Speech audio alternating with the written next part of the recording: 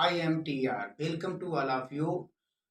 राम तिलक education YouTube channel पर आप सभी का स्वागत है। आज का बहुत ही इंटरेस्टिंग टॉपिक है जो इंग्लिश और हिंदी का ट्रांसलेशन है कि हिंदी और इंग्लिश में कैसे नए शब्दों का उच्चारण होता है और नए शब्द कैसे तैयार किए जाते हैं। जैसे हमने आपको पिछली वीडियो में हमने आपको बताया था कि किस प्रकार से नए अक्षरों को मतलब जो है कि उनका ट्रांसलेशन करते हैं। उसी प्रकार उसी क्रम में आगे हम चलते हैं। जैसे नोट लिखा हुआ है, एन से अन्य अक्षर लेटर भी बनाए जाते हैं। जैसे एन, एन से वा और एन से या, एन से अणा और एन से ना, ये एन से ही बनाए जाते हैं। ये एन से ही बनाए जाते हैं।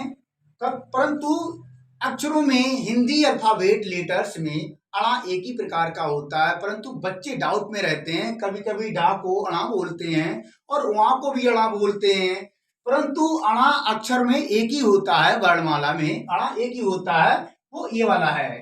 ठीक है। रूल नंबर 8 है, यदि सी से सा या का बनता है तो सी में एच जोड़ने पर सी प्लस एच बराबर सी एच बराबर चा बन जाता है। जैसे सी प्लस एच, तो सी से सा और का ये उच्चारण के अनुसार बनते हैं।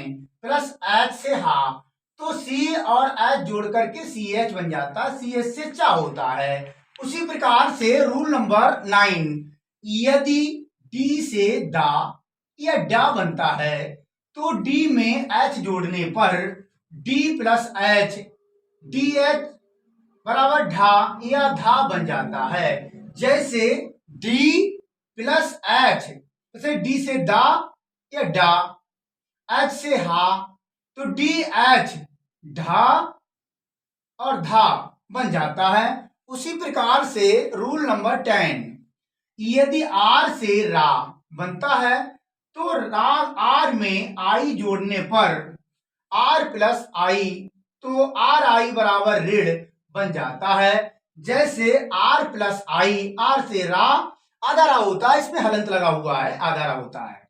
आई से ये लिखा है आई से छोटी, तो आर और आई मिलकर के ऋण बन जाता है। उसी प्रकार से रूल नंबर 11, यदि एस एच से सा या षटकोण वाला सा बनता है तो एस एच में आर जोड़ने पर एस एच प्लस आर बराबर एस एच आर बराबर सिरा बन जाता है।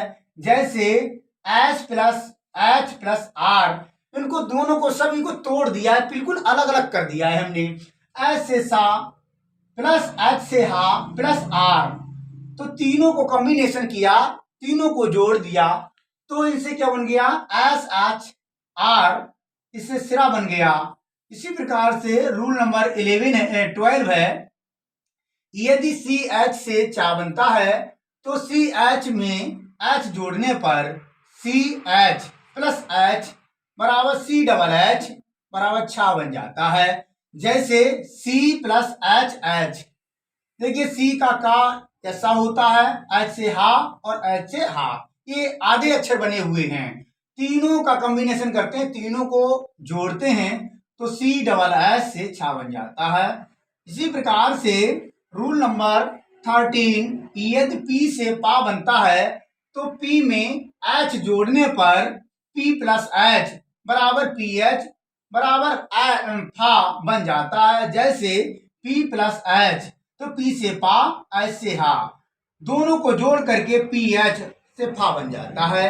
उसी प्रकार से रूल नंबर 14, यदि के से का बनता है तो के में एस एच जोड़ने पर के प्लस एस एच बराबर के एस एच बराबर छा बन जाता है। जैसे के प्लस एस एच, के से का और एस एच से सा या षटकोण वाला सा बराबर क्या हो जाता है, के एस एच से छा बन जाता है। इसी प्रकार से ये सभी नए अक्षर तैयार हुए हैं। इनकी हिंदी और इंग्लिश की मात्राएं भी होती हैं, जो इंग्लिश में यूज की जाती हैं वह हिंदी में भी यूज की जाती हैं।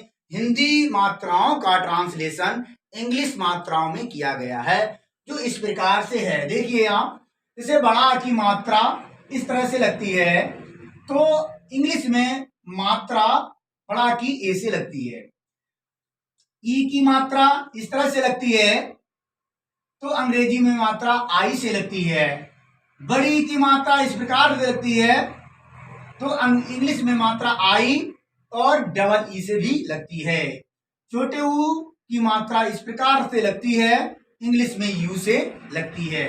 बड़ी ऊ की मात्रा इस प्रकार से लगती है और इंग्लिश में यू तथा डबल ओ से लगती है। ऋण की मात्रा इस प्रकार से लगती है तो इंग्लिश में आर आई से ऋण की मात्रा लगती है। ए से इस प्रकार की मात्रा लगती है तो इंग्लिश में ई से ए की मात्रा लगती है। आई की मात्रा इस प्रकार लगती है तो इंग्लिश में ए आई से लगती है। ओ की मात्रा इस प्रकार लगती है तो इंग्लिश में ओ से लगती है। औ की मात्रा इस प्रकार लगती है तो इंग्लिश में ए यू या ओ यू या ओ ए से लगाई जाती है। इनमें से तीनों में से कोई सी मात्रा आप ओ की मात्रा लगा सकते हैं। अंक की मात्रा इस तरह से लगती है तो इंग्लिश में एन से लगाई जाती है, अर्थात इसे आधा ना भी बनाया जा सकता है। आहा की मात्रा ए विसर्गों जैसी दो बिंदी रखी हुई है इस प्रकार से लगाई जाती है, परंतु इंग्लिश में ए एस से भी लगाते हैं। परंतु इस प्रकार से जब हम अपने नन्हे मुन्ने छोटे छोटे बच्चों को ये अक्षर ज्ञान करा देने से उनको बहुत सहायता मिलती है, उनको पढ़ने में बहुत आसानी होती है और वो अच्छी तरह से इंग्लिश पढ़ सकते हैं, स्पेलिंग बना सकते हैं, सीख सकते हैं। इस प्रकार से सभी बच्चों को इसको देख करके लर्न करना है, याद करना है और ऐसे ही आगे बढ़ते रहना है। और आज के लिए ये आपके लिए टॉपिक है, यहीं पर बहुत बहुत धन्यवाद, बहुत बहुत शुक्रिया। आपको जो अच्छा लगा है चैनल तो सब्सक्राइब करिए, लाइक करिए और फॉलो करिए। बहुत बहुत धन्यवाद।